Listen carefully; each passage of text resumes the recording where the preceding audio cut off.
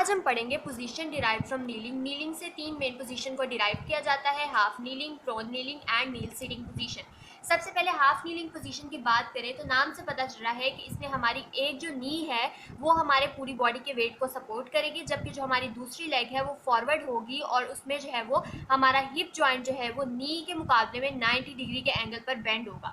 अगर हम देखें तो वो कहते हैं कि one leg support the body weight. अब कौन सी लेग है जो बॉडी वेट को सपोर्ट कर रही है? वो ये वाली लेग है, यानी बैक लेग है, जिसकी जो नी है वो फ्लोर के साथ है। और दूसरी leg, other leg is bend at right angle. जो हमारी दूसरी लेग है ये क्या है? राइट एंगल पर बेंड है और कुछ इस तरह से बेंड है कि जो हमारा फुट है उसको जो है वो ग्राउंड के ऊपर ये सपोर्ट कर सके। Foot is supported in forward direction. ठीक है, तो ये हमारी इस पोजीशन का एक इंट्रोडक्शन हो गया। अब इस पोजीशन का मसल वर्क बहुत ही आसान है। Abductors of the hip work करे हैं किस वाली लेग के? जो हमारी पीछे वाली बैक लेग है जिसकी जो नी है वो सपोर्टेड है फ्लोर के ऊपर, वो उसके एबडक्टर्स वर्क करेंगे। लंबर साइड के फ्लेक्सर्स वर्क करेंगे ऑपोजिट साइड के, और साथ ही साथ जो हमारी आगे वाली लेग है, जो फॉरवर्ड लेग है, वो जो है उसके एक्सटेंसर्स काम करेंगे और नी के एक्सटेंसर्स काम करेंगे। और ये दो इसलिए काम करेंगे ताकि जो है वो इस पोजीशन को स्टेबिलिटी प्रोवाइड की जा सके। और लंबर साइड के फ्लेक्सर जिसके काम करेंगे ताकि जो ट्रंक की अलाइनमेंट है, ट्रंक की पोजीशन है, उसको जो है वो स्टेबिलिटी प्रोवाइड की जा सके, उसको मेंटेन किया जा सके। ठीक है, तो ये 4-5 मसल इसके वर्क करेंगे। इफेक्ट्स एंड यूजेस होते हैं इस पोजीशन के। इसमें हमारी जो पेल्विस है ना वो कम्प्लीटली फिक्स्ड होती है, जिसकी वजह से जो हमारी रोटेशन एक्सरसाइजेस है, ट्रंक की रोटेशन एक्सरसाइजेज है, वो इसमें बहुत ईजी होती है। ठीक है, उसके अलावा इस पोजीशन को वो कंपेयर करता है कि ये बिल्कुल हाफ स्टैंडिंग पोजीशन की तरह होती है, और हमने हाफ स्टैंडिंग पोजीशन ऑब्वियसली बहुत अच्छे से पढ़ी हुई है। हाफ स्टैंडिंग पोजीशन में भी वो कहते हैं कि हम लोग अपनी लेग को साइड पे ले जाकर सपोर्ट कर सकते थे, लेग को फॉरवर्डली स्ट्रेच कर सकते थे। बिल्कुल इसी तरह हाफ नीलिंग पोजीशन में भी हम अपनी आगे वाली लेग को जिस मर्जी पोजीशन में जाकर जो है वो सेटअप कर सकते हैं, जैसा कि मैंने रफ सी एक फिगर से यहाँ पर शो भी किया हुआ है। बाकी इस पोजीशन का मेन इफेक्ट्स एंड यूज क्या है कि ये जो है वो पेल्विस इसमें वेल फिक्स्ड होती है, जिसकी वजह से जो रोटेशन एक्सरसाइजेस है वो इस पोजीशन में काफ़ी ज़्यादा आसानी से परफॉर्म हो जाती है।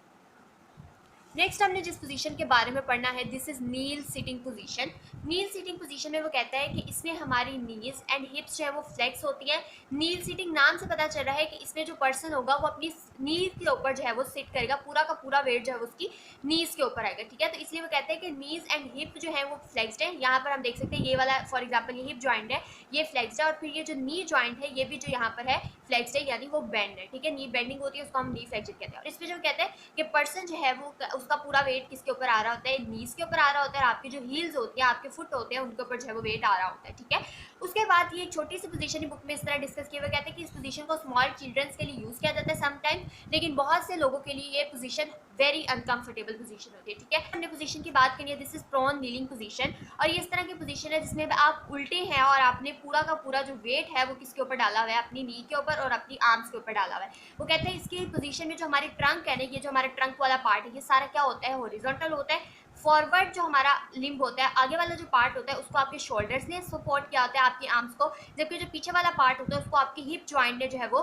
सपोर्ट किया होता है, सपोर्ट किया होता है। और यहाँ पर जो मेन काम होता है वो पेल्विस करती है इस पोजीशन को स्टेबलाइज करने का। आपकी जो आर्म्स हैं वो शोल्डर के ऊपर स्टेबलाइज होती है इस पोजीशन में, जबकि जो आपकी लेग्स हैं यानी जो आपकी थाइज हैं वो पेल्विस के ऊपर इस पोजीशन में जो है वो स्टेबलाइज होती है। ठीक है, उसके बाद वो कहते हैं कि जो आपका हेड है ना वो in alignment with the trunk है, ट्रंक के साथ बिल्कुल जो है वो एक अलाइनमेंट में आपका हेड जो है वो मौजूद है। ठीक है, अब इस पोजीशन का मसल वर्क क्या है कि वो कहते हैं कि इस पोजीशन में आपके जो शोल्डर और हिप के मसल स्ट्रांगली वर्क करते हैं, obviously for supporting your body weight. उसके बाद फ्लेक्सर्स लंबर स्पाइन के इस पोजीशन में वर्क करते हैं। देखिए ये पोजीशन जो है ना वो ग्रेविटी के अगेंस्ट, आप यहाँ पर देख सकते हैं ये पोजीशन कुछ इस तरह से हमारी बैक पड़ी हुई है। ठीक है, अगर हमारे लंबर साइड के फ्लेक्सर्स काम नहीं ना करेंगे तो हमारी जो कुछ पोजीशन है वो इस तरह की बनेगी, सैगी पोजीशन हो जाएगी, और हमारी जो ट्रंक है वो एक अलाइनमेंट में नहीं रह सकेगी।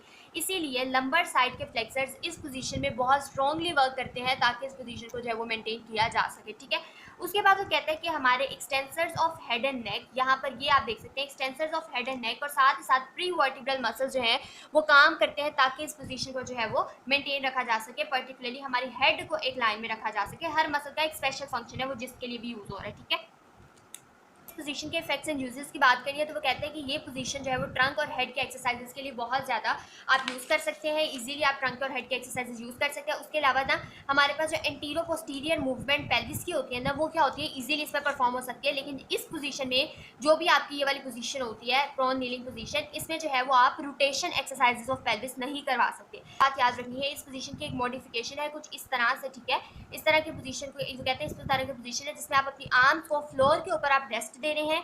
जब आप अपनी आर्म्स को फ्लोर के ऊपर रेस्ट दे देते हैं, उसकी वजह से इस पोजीशन में जो हमारा आगे वाला पार्ट होता है वो पूरी तरह से रिलैक्स हो जाता है, और जो हमारा थोरैक्स है वो इस पोजीशन में क्या हो जाता है, हमारा थोरैक्स जो है वो क्या हो जाता है, एक्सपैंड हो जाता है।